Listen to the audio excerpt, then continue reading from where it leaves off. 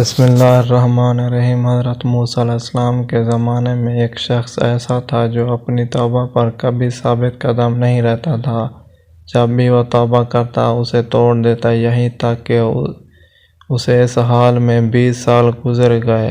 اللہ تعالیٰ نے حضرت موسیٰ علیہ السلام کی طرف وحی کی کہ میرے اس بندے سے کہہ دو میں تجھ سے سخت ناراض ہوں۔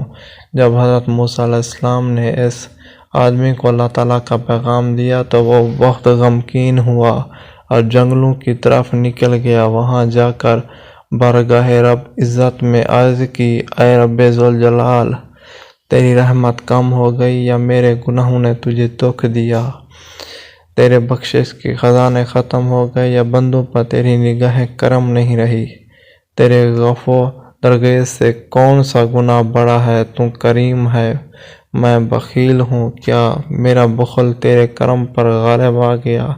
اگر تو نے اپنے بندوں کو اپنی رحمت سے محروم کر دیا تو وہ کس کے دروازے پر جائیں گے؟ اگر تو نے دھتکار دیا تو وہ کہاں جائیں گے؟ اے رب قادر قہار، اگر تیری بخشش کم ہو گئی اور میرے لیے عذاب ہی رہ گیا ہے تو تمام گنہگاروں کا عذاب مجھے دے دے، میں ان پر اپنی جان قربان کرتا ہوں۔ اللہ تعالیٰ نے موسیٰ علیہ السلام سے فرمایا، جاؤ میرے بندے سے کہہ دو کہ تو نے میرے کمال قدرت کی حقیقت کو سمجھ لیا، اگر تیرے گناہوں سے زمین بھر جائے تب بھی میں بخش دوں گا۔